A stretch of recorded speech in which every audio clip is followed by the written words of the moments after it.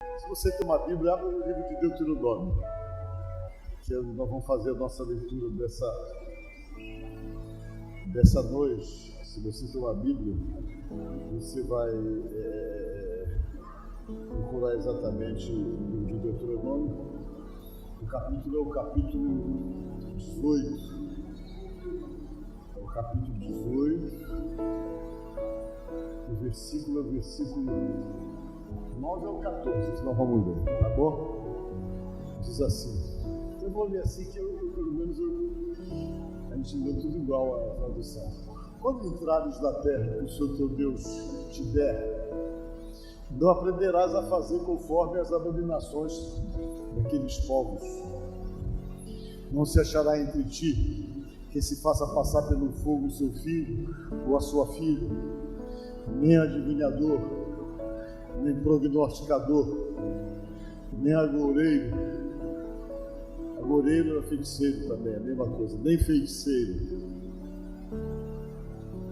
nem encantador, eu digo, nem necromante, nem mágico, nem quem consulte os mortos.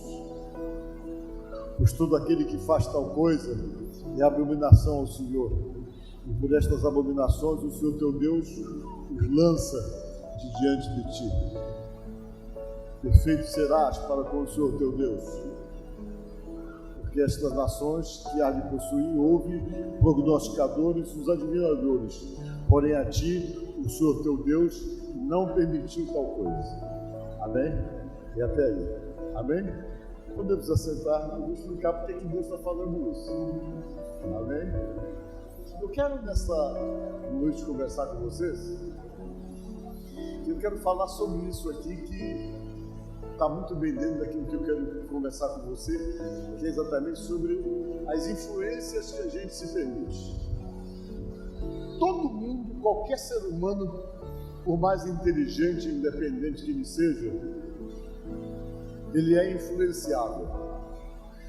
Nós somos influenciados. Às vezes, as coisas chegam assim tão sutilmente, quando você vê, você está envolvido naquilo porque as coisas vão ficando comuns na vida da gente e às vezes até coisas que você de repente poderia discordar, chega um momento que você pode ceder, que você vai se influenciando. Existem pessoas que são especialistas nisso, de criar situações para poder influenciar você, né? Existem técnicas hoje para poder criar uma situação de influência sobre você. E essas técnicas são envolvidas muito em vendas, principalmente, para tentar convencer você da importância de comprar até o que você não precisa. Você pode perceber, por exemplo, que quando você vai no supermercado, eu já até falei aqui para vocês, tudo está colocado em lugares estratégicos. As coisas que os teus filhos gostam, elas ficam embaixo, que é para eles poderem ter acesso, pegar e convencer você a levar o que você não se programou para levar. Por isso que tudo que criança gosta é baixo. Se você não quer gastar mais, não leva teus filhos para o supermercado, porque se você levar, lá existe toda alguma coisa já preparado para poder influenciar você, para poder comprar o que você não se programou para comprar ou para levar. E a gente vai vivendo, as coisas vão se estabelecendo como influência sobre nós, na vida da gente, nos modismos das coisas. Houve um tempo em que quando uma pessoa usava qualquer tipo de tatuagem, as pessoas eram marginalizadas. Você pode perceber, por exemplo, que quem usava muito era o pessoal que trabalhava no porto. Quem usava muita tatuagem era o pessoal que trabalhava realmente no mar, embarcado. Depois a coisa foi virando moda, as pessoas foram usando, aí aquilo que sofreu uma rejeição, que as pessoas eram olhadas como marginalizado, se tornou realmente muito útil, alguma coisa que todo mundo está usando. O que é que acontece? É aquilo que eles chamam de validação social. Tanta gente importante começa a usar, aí as pessoas começam então a ser influenciadas a usarem também. Os jogadores de futebol começaram a usar bastante. Primeiro as pessoas usavam um pouquinho, porque se usasse muito saía do padrão da beleza, mas o padrão de beleza muda. os padrões de beleza vão mudando. Ainda que a beleza seja muito subjetiva, mas coisas vão entrando e às vezes aquilo que você não achava tão bonito, chega um momento que a influência vem sobre você e você já começa a achar bonito. Você já começa a achar interessante, o que prova que nós somos totalmente influenciáveis. E as coisas vão mudando, muita coisa vai mudando. Eu me lembro, por exemplo, que quando eu era adolescente, eu fui adolescente numa época diferente da de vocês, as roupas que a gente usava, quando eu olho, eu até escondo minhas fotografias antigas, não quero que ninguém veja. Porque todo mundo que olha uma fotografia de quando eu era adolescente com as roupas daquela época, começa a rir. A gente usava o cabelo black power desse tamanho, a calça era boca de sino larga, tão larga, que o pé não aparecia. A calça era aqui em cima, com um cinturão largão, uma camisa apertada, um sapato cavalo de aço, que era altão. Os mais antigos aqui, vocês não usaram não, mas se você olhar as fotos do seu pai, você vai ver que era assim. E a boca de sino tinha que ficar bem grande, que era quando você dançava, que você mexia o pé assim, ninguém via o seu pé mexendo, parecia que você estava flutuando no salão. Era um negócio, era uma coisa. E todo mundo usava, com aquela nesga. Quando você olha hoje, o padrão mudou, você diz, meu Deus, como é que eu usei isso aqui e tal? Porque você foi influenciado na época a usar. E a gente sempre vai sendo influenciado. Na vida espiritual não é diferente. O inimigo, ele trabalha muito nessas questões de influências. E a melhor maneira dele influenciar, às vezes, é um grupo de pessoas, é você começar a achar que pessoas que têm poder de influência estão usando ou fazendo ou praticando coisas que de repente chamem a sua atenção e que criem uma curiosidade para poder haver essa aproximação. Houve uma época em que ser evangélico era uma das coisas que todo mundo fugia de ser. Porque as pessoas que eram evangélicas, elas eram assim rotuladas como pessoas de cabeça pequena, eram olhadas como pessoas realmente de escória da sociedade. Hoje não é. Um monte de gente importante, pessoas que têm visibilidade, que falam que são evangélicos e cada vez mais aparece, e isso criou então uma derrubada daquela má impressão e daquela rejeição que se tinha, e as pessoas se tornam um pouco mais abertas para poder se aproximarem disso e para poder entenderem. E isso acontece em qualquer segmento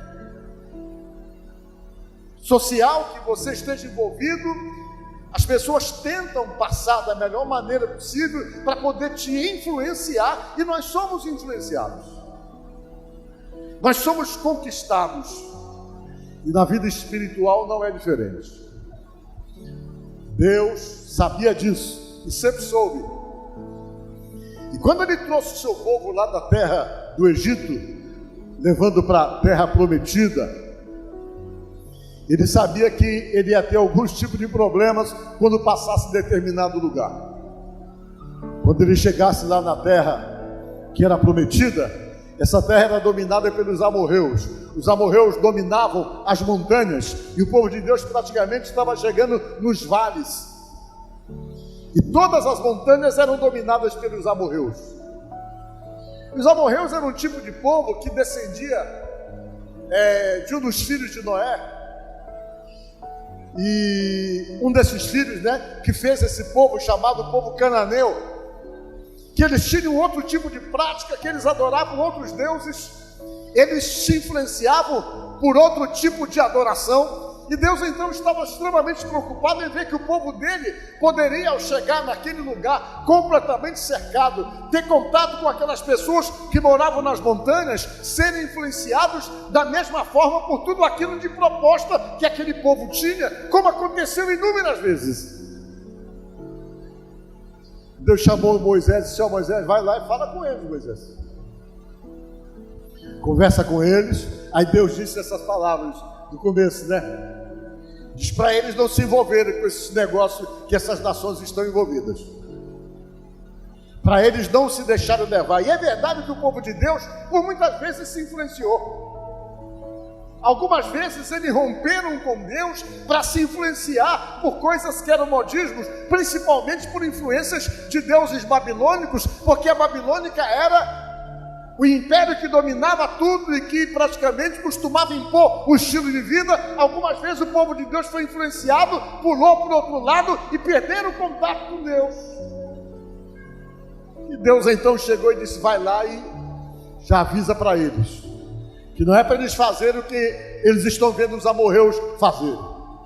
Mas o que era que os amorreus faziam que Deus estava dizendo que o povo dele tinha de se afastar? Os amorreus, eles eram totalmente envolvidos com a espiritualização maligna.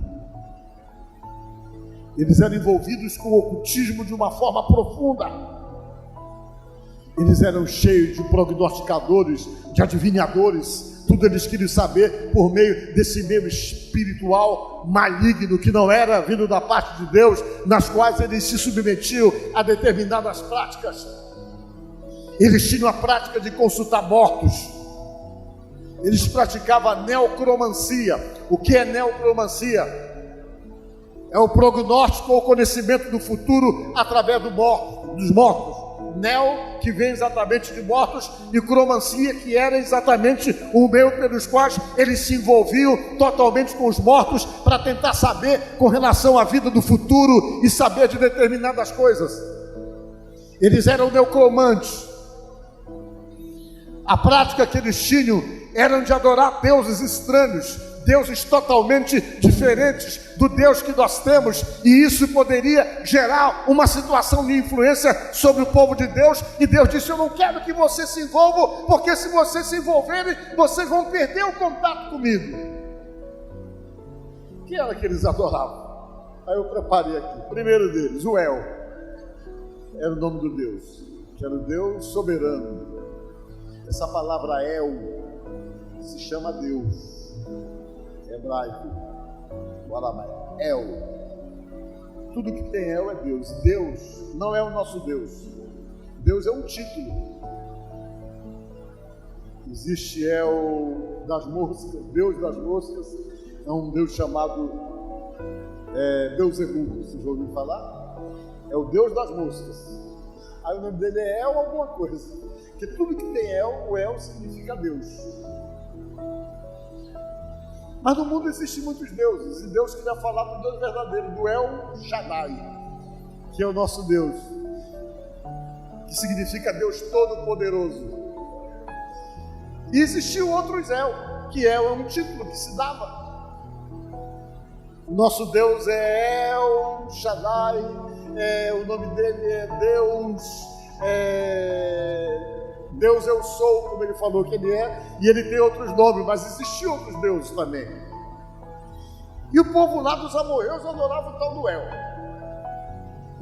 que eles achavam que era todo poderoso, que tem algumas inscrições antigas dele, que era simbolizada mais ou menos assim. Depois que eles eram politeístas, adoravam muitos deuses, eu vou ver os outros deuses aqui que ele adorava. O próximo aí. Parou aqui.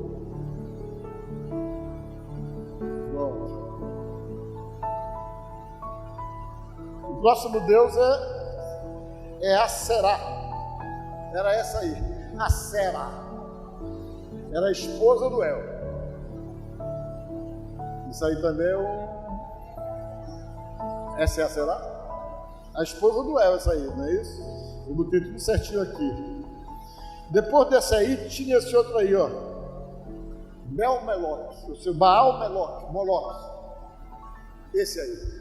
Esse aí era o mais adorado. Era a imagem de um touro. Ali dentro tinha um buraco que queimava o tempo todo. E eles levavam as crianças e jogavam aí dentro para oferecer esse Deus chamado Baal-Moloque. Ele era adorado assim, colocando as crianças no fogo, jogando as crianças dentro dessa fornalha que era ele, e essa era a forma que eles tinham de adorar. E eles tinham outro Deus ainda, o Deus Mote, que era chamado Deus da Morte. Era esse cidadão aí bonitinho, olha só a cara dele. Essa é uma imagem dele. Tinha o Deus Mote, que eles adoravam. Tinha a deusa Nat, que era a irmã do Baal, daquele que o pessoal tocava fogo nas crianças, que era essa aí, era considerada a deusa da guerra, e tinha uma outra deusa chamada Astarote, que era chamada de a deusa do sexo. Isso era a adoração deles. A preocupação de Deus era que ele chegasse naquele lugar, se influenciasse e se envolvesse exatamente com esse tipo de prática, com esses deuses, e perdesse a essência deles de adorar e de buscar o Deus Todo-Poderoso. Por que eu estou pregando isso para vocês hoje? Porque o processo de conquista e de sedução no mundo espiritual continua sendo a mesma. Você pode ser seduzido para qualquer tipo de prática. Enquanto você não tem consciência real de Deus, você acaba achando que tudo pode ser bom para você, que tudo pode trazer benefício, porque não faltam propostas de coisas que chamam você para tentar colocar você ou iniciar você no mundo espiritual. Mas baseado pela Bíblia, tem determinados mundos espirituais que você entra, que depois você vai ter a maior dificuldade para sair. Por quê? Porque nem todos os mundos espirituais são bons. Existem mundos espirituais que vão e que estabelecem para você um estilo de domínio que é chamado de domínio de escravidão e que prende você. Aliás, a maioria deles, a única proposta espiritual que não te escraviza, a única proposta espiritual que não te domina, que não te faz um ser subjugado, é a proposta de Deus, é a proposta de Jesus. É a única. Mas qualquer uma delas que você se envolve e que você entra, você estabelece um vínculo tão forte que a Bíblia diz que para poder ser quebrado, só Jesus vai ter poder para ser quebrado, porque qualquer uma dessas entidades, seja Moloque, seja entidades que a gente conhece hoje, que estão ligadas ao mundo antigo, mas que estão com nomes diferentes hoje, todas elas estabelecem exatamente uma relação de domínio, de controle, onde tenta escravizar o ser humano. E aí que entra Deus nessa história. Quando uma pessoa fica presa, às vezes de uma forma sem imaginar o que poderia acontecer, às vezes uma necessidade faz você procurar algum tipo de envolvimento espiritual que estabelece esse tipo de escravidão. Eles estabelecem um vínculo, um laço, que às vezes você, para poder quebrar, você tem que definitivamente estabelecer uma vida com Jesus, senão você não quebra o vínculo, porque eles não fazem questão de largar você com facilidade. Por que eu digo isso a vocês? Porque Jesus Cristo avisou a gente. Jesus disse de uma certa feita: quando um espírito imundo sai de uma casa, ele anda por lugares áridos. Procura para mim esse verso, favor. Procurando lugar para repousar. Depois ele volta. Naquele lugar onde ele foi colocado para fora, ele vai voltar, disse Jesus. Ele vai voltar para ver se ele pode ocupar a vida da pessoa novamente. É aquilo que eu falei.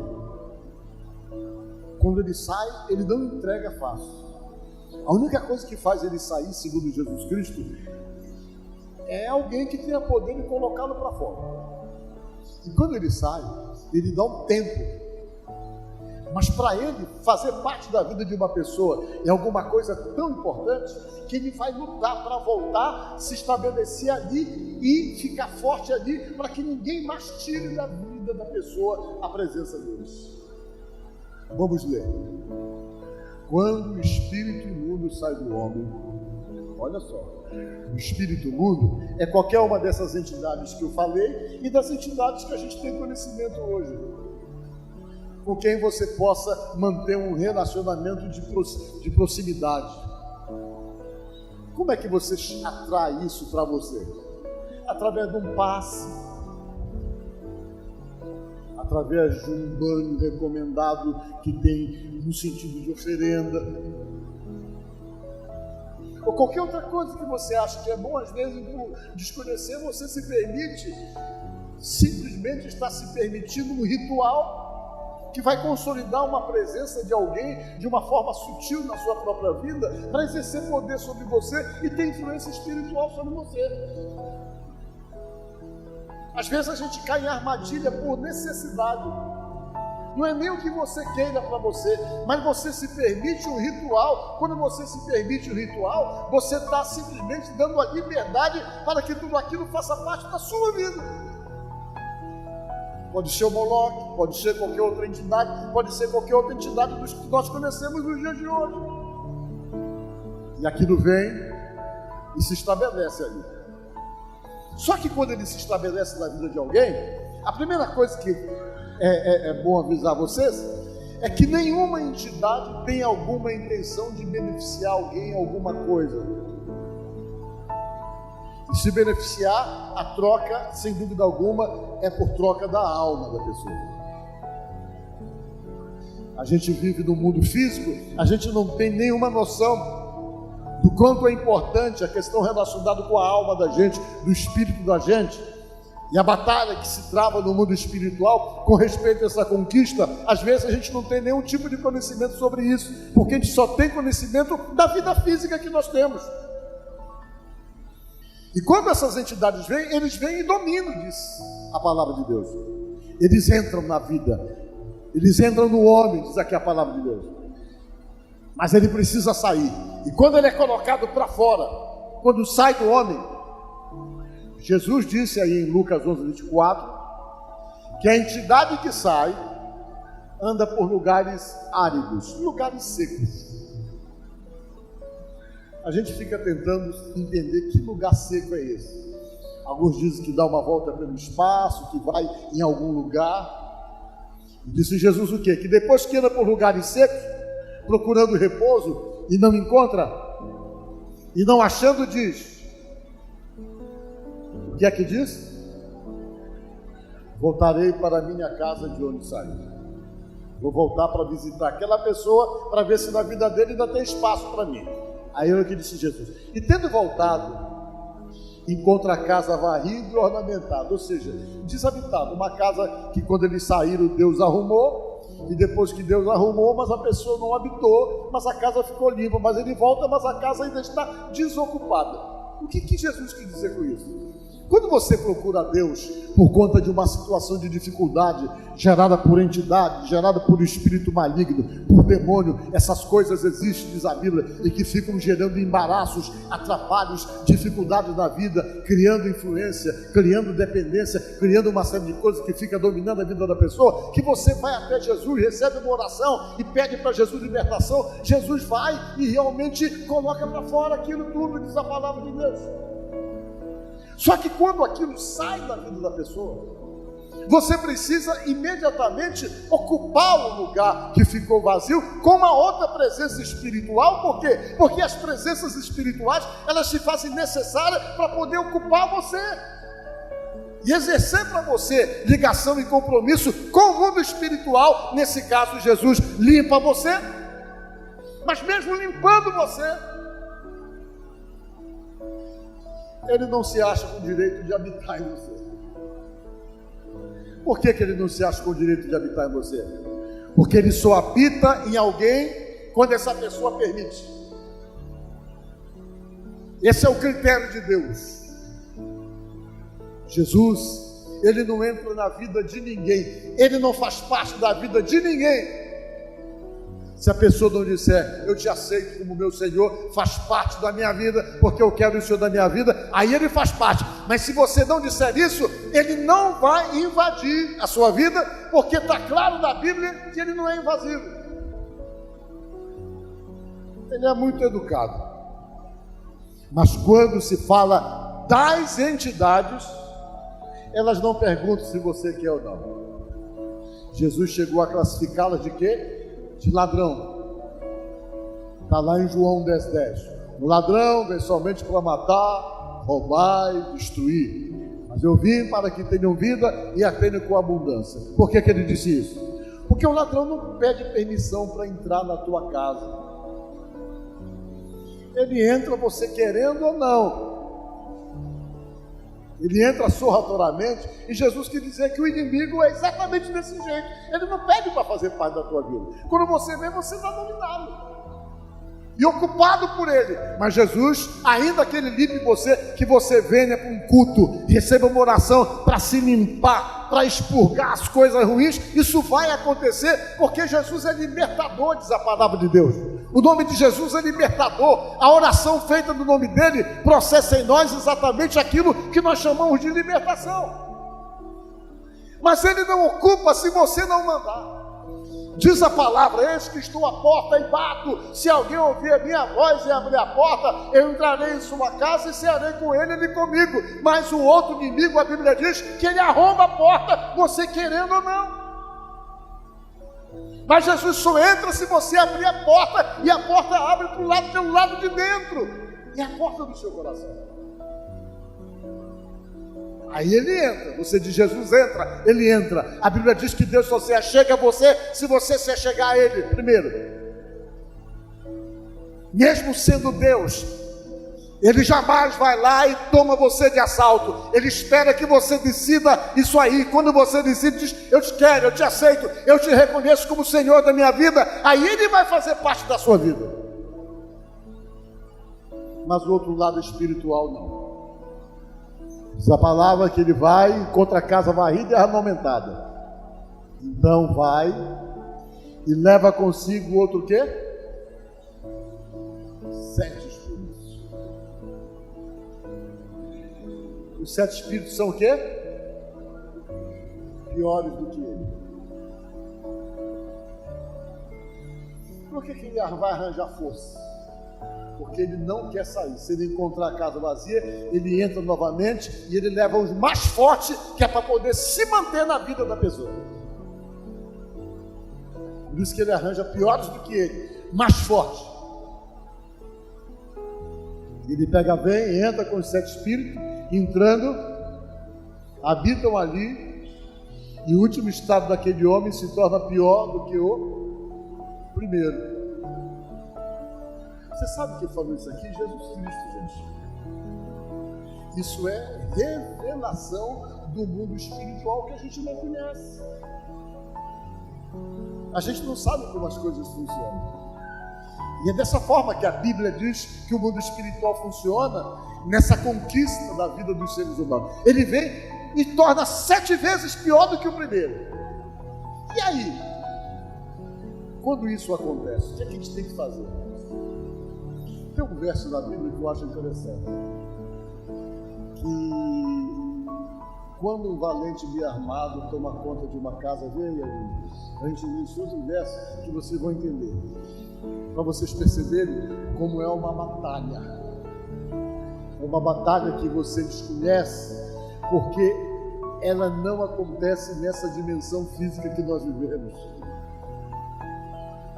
Baseado pelo que diz a Bíblia, é uma batalha totalmente espiritual. Ela acontece numa dimensão diferente dessa nossa dimensão física. Totalmente diferente dessa nossa dimensão física. Olha só. Quando o valente bem armado guarda a sua própria casa, eles vêm com mais 7 e dominam. E Jesus disse: quando o valente bem armado guarda a sua própria casa, fica em segurança de tudo aquilo que são os bens que ele dominou. Verso seguinte: sobrevindo, porém, o mais valente do que ele, vence-o, tira-lhe a armadura que confiava e lhe divide o despojo. Amém? Para poder tirar ele da vida de alguém, você tem que arranjar um mais valente do que esse valente que vem e que domina a vida das pessoas. E Jesus disse que tem que chamar o mais valente. E esse mais valente que vem e que tem poder de colocar aquele valente para fora, se chama Jesus Cristo. Olha só o que é que diz em João 8,36.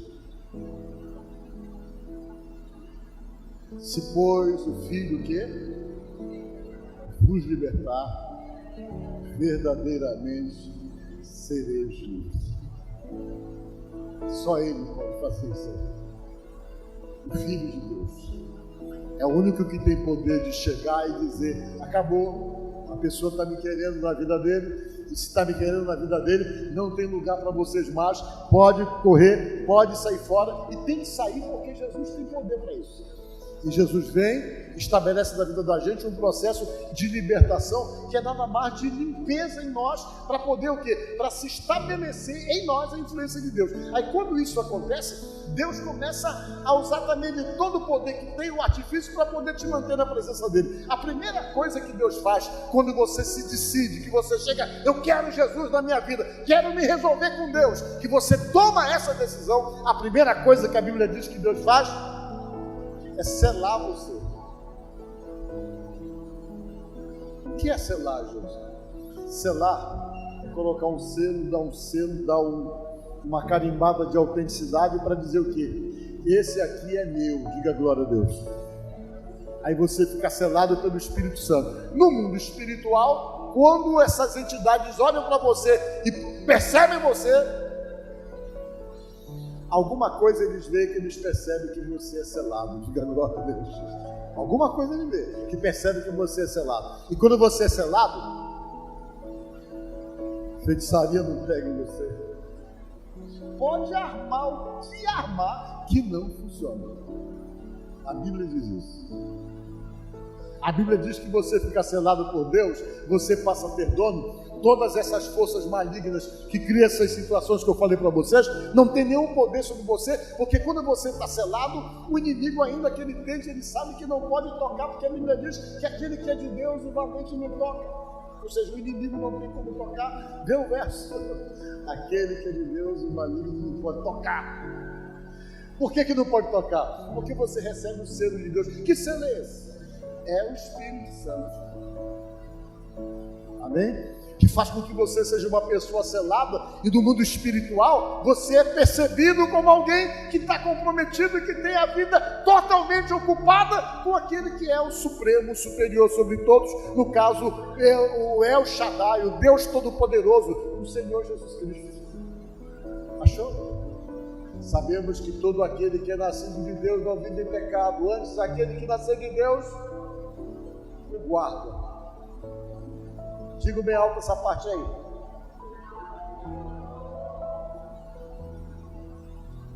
O maligno não lhe toca.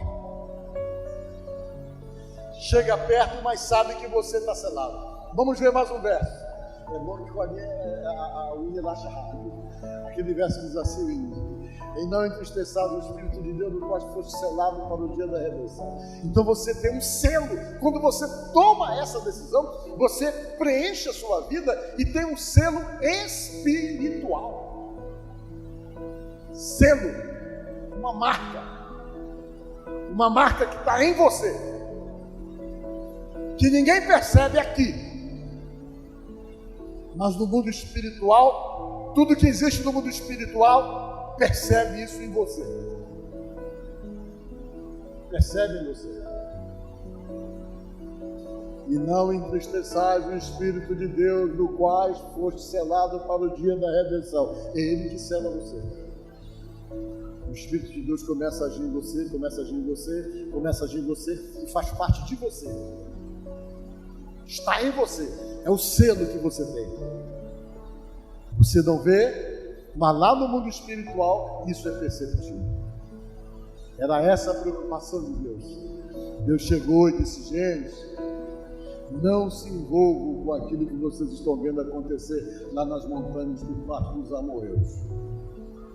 Os amorreus achavam que toda a bênção dele vinha das montanhas, porque lá que estavam as suas imagens de esculturas, as imagens do seu deus Moloque, a imagem da sua deusa Sera, a imagem da sua deusa fulana, tudo ficava nas montanhas, e quando eles tinham necessidade, eles achavam que daquelas montanhas vinha o socorro deles. Por isso que o Salmo 121 diz assim: eleva os meus olhos para os montes, de onde me virá o socorro? O meu socorro vem do Senhor, não é dos montes. Como as pessoas acreditavam. O meu socorro vem do Senhor que fez o céu e a terra, não é dos montes, porque as pessoas, quando viam necessidade, já olhavam para a montanha: é de lá que vem o socorro, porque lá que estão as entidades. E o salmista disse: olha, leva os meus olhos para os montes, mas de onde é que vem meu socorro? O meu socorro não vem do monte, vem do Senhor que fez o céu e a terra. provando que não havia nenhuma ligação do salmista com aquelas entidades que dominavam tudo. O socorro vinha de Deus. E eu estou pregando isso para você, para botar na sua cabeça uma coisa: o teu socorro é Deus, a tua proteção é Deus. Você que está aqui não precisa de banho de erva, não precisa de jogar fumaça em casa, você não precisa de receber estalo de dedo na cabeça, você não tem necessidade de nada disso. Por quê? Porque você, se quiser, já pode ser selado pelo Espírito de Deus, aquele que a Bíblia diz que quando você é dele, ninguém pode tocar. As pessoas às vezes ficam naquela preocupação: tenho que fechar meu corpo, e vão atrás dessas coisas. Quanto mais eles vão, mais eles se aprofundam no mundo que eles desconhecem. Mas para nós, quem fecha nosso corpo é Jesus. É o nosso compromisso com Ele, que estabelece sobre nós um selo, que faz com que sejamos percebidos do mundo espiritual, a ponto de o maligno não poder tocar.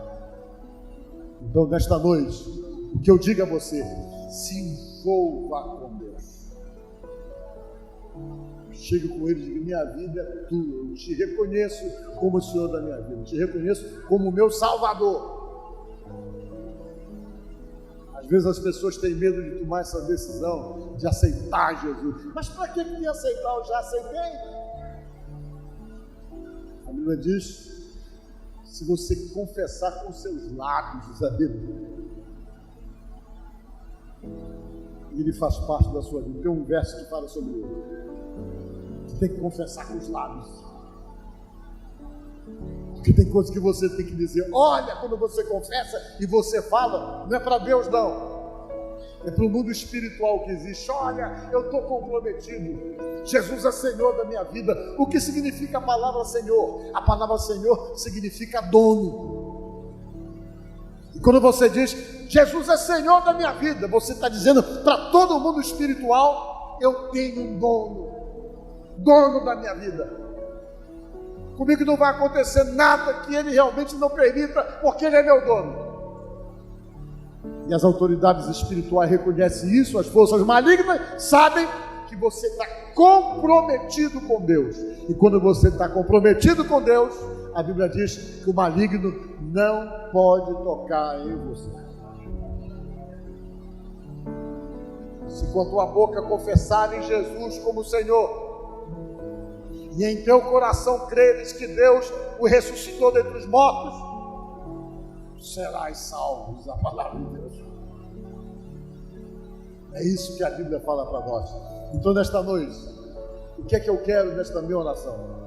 Estabelecer entre vocês, se você ainda não tem, um vínculo de compromisso com Deus. Mas pastor, e agora eu vou aceitar Jesus? Tenho que ser perfeito? Infelizmente você nunca vai ser perfeito. Agora eu não posso isso, não posso aquilo. Você pode tudo. Quem vai libertar e mudar você é Deus, é Jesus.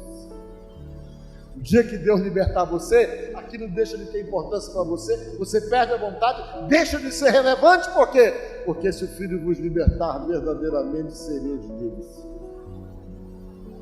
Essa aproximação com Deus não funciona em cima de proibições. Não pode isso, não pode aquilo, não. Você é livre, diz a palavra de Deus. Deus vai estabelecendo a mudança no momento que você se compromete com Ele.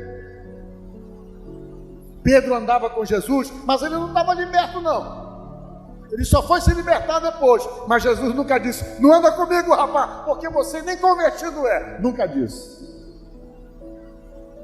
Jesus disse: olha, quando você se converter direito, que você se firmar, você vai e apacenta meus cordeiros. Jesus falou. Ele era invocado, era bravo ainda, andava armado. Jesus nunca disse: não anda com arma, vai andando. Jesus esperou a hora. Sabia que estava com ele. Precisava mudar muita coisa, mas a mudança foi chegando. Diga glória a Deus. Foi chegando que ele se tornou o grande apóstolo de São Pedro. Então, nesta noite, eu preciso que você se firme com Deus. Jesus, eu sou teu, Senhor. Eu quero esse vínculo contigo. Quero que o Senhor ocupe a minha vida. Te reconheço como Senhor, como meu Salvador da minha vida. E quando você toma essa decisão, que você se envolve, meu amigo, está definido porque foi você que escolheu Deus. E quando você escolhe Deus, o outro lado respeita, porque sabe que você fez a escolha. Amém? Que Deus abençoe você. Que ajude você e que você entre em 2022 selado. Selado mesmo, selado que sem medo de nada. Né? Fique firme e forte. Se derrubar é apenas. Aí você passa a ter essa segurança de Deus. Se você passa a não ter insegurança no mundo espiritual, por se saber comprometido, por saber que está comprometido por decisão com Jesus. Amém? Graças a Deus.